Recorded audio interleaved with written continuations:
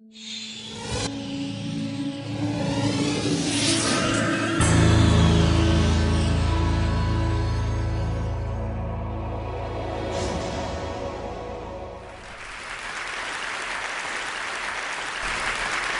yeah, I'm a newspaper cartoonist, political cartoonist. I don't know if you've heard about it, newspapers, you know. It's a sort of paper-based reader. It's lighter than an iPad. It's a bit cheaper. You know what they say? They say the print media is dying. Who says that? Well, the media. But this is no news, right? You've read about it already.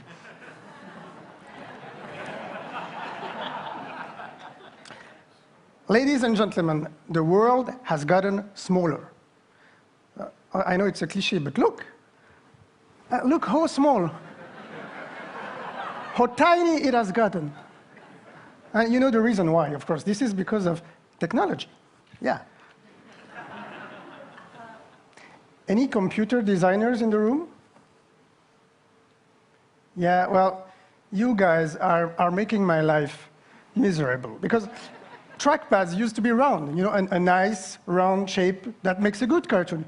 But what do you want to do with the flat trackpad, those square things? There's nothing I can do as a cartoonist. Well, I know the world is flat now. That's true, and internet has reached every corners of the world, the poorest, the remotest places. Every village in Africa now has a cybercafe.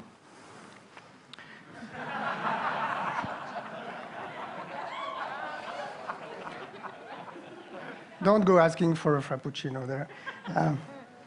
So we are bridging the digital divide. The third world is connected. We are connected. And what happens next? Well, you've got mail. Yeah. Well, the internet has empowered us. It has empowered you. It has empowered me. Well, it has empowered some other guys as well.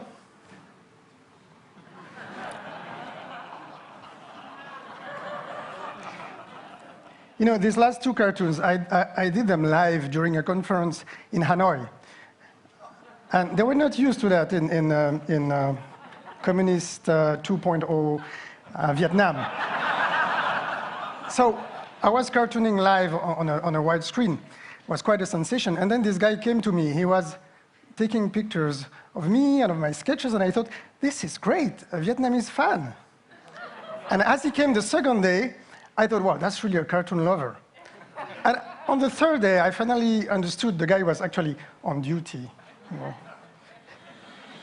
So by now, there must be 100 pictures of me smiling with my sketches in the files of the Vietnamese police. No, but it's true. The internet has changed the world. It has rocked the music industry. It has changed the way we consume music. For those of you old enough to remember, we used to have to go to the store to steal it.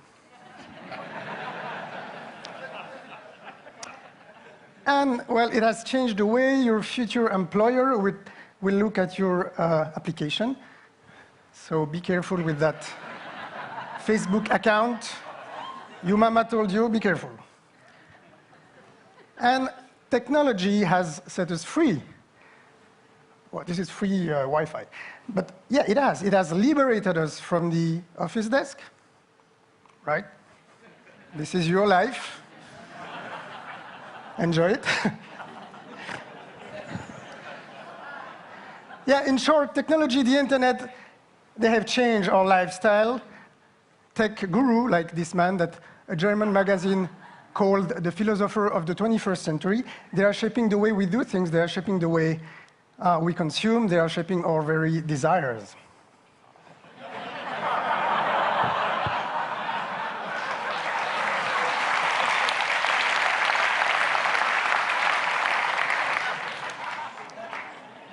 You will not like it. And technology has even changed our relationship to God, you know?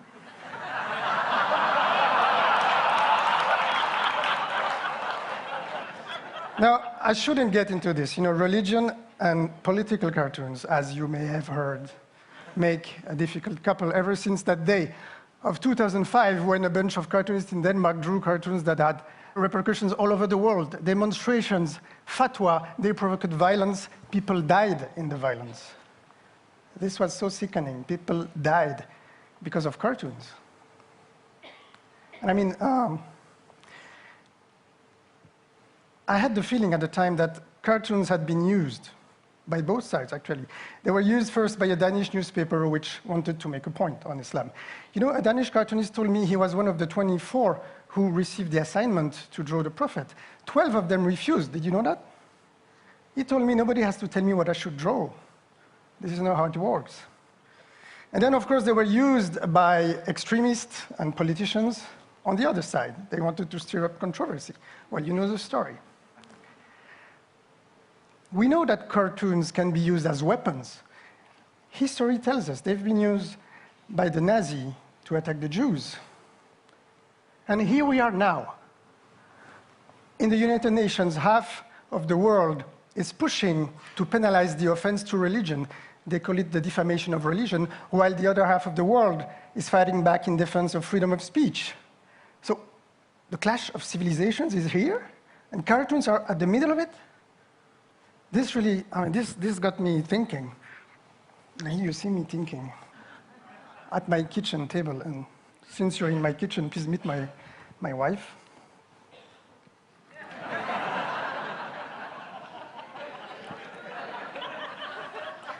In 2006, a few months after, I went to Ivory Coast, west of Africa.